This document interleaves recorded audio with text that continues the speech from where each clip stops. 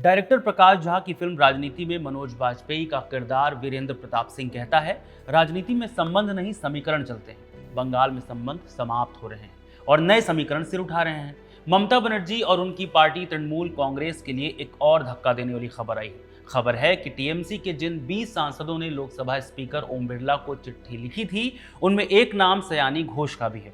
इन 20 सांसदों ने स्पीकर से मांग की है कि उन्हें अभिषेक बनर्जी के नेतृत्व से अलग माना जाए। अब अटकलें हैं कि क्या ममता बनर्जी की बगलगीर हुए विधानसभा चुनाव में प्रचार करने वाली, काबा का गीत गाने वाली और पार्टी बदलने पर राघव चड्ढा पर तंज कसने वाली सयानी घोष भी पार्टी बदलने जा रही हैं? क्या सयानी घोष भी भारतीय जनता पार्टी में शामिल होने की तैयारी कर चुकी हैं?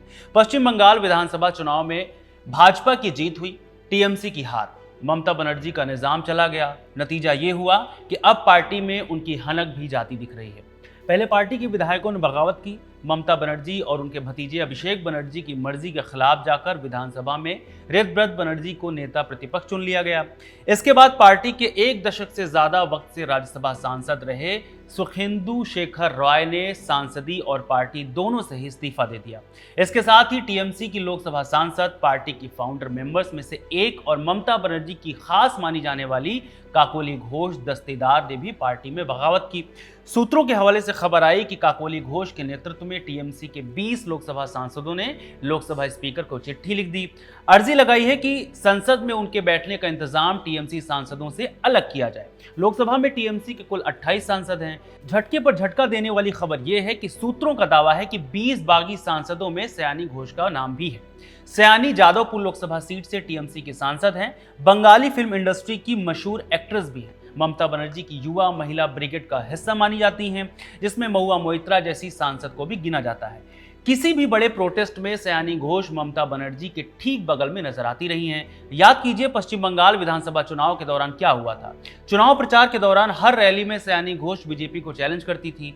खुले मन से भारतीय जनता पार्टी के हिंदुत्व के खिलाफ मेरे दिल में है काबा और आंखों में मदीना गाती थी।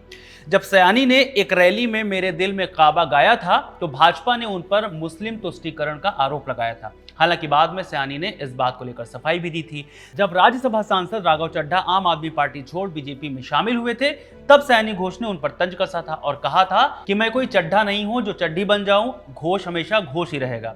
लेकिन अब जो खबरें आ रही हैं, पता चल रहा है कि सयानी पार्टी बदल सकती है। जग जाहिर है कि सयानी घोष एक मशहूर फिल्म अभिनेत्री हैं। फिल्मों के बाद सयानी ने राजनीति की ओर रुख किया और 24 फरवरी 2021 को वो आधिकारिक तौर पर तृणमूल कांग्रेस में शामिल हो गई।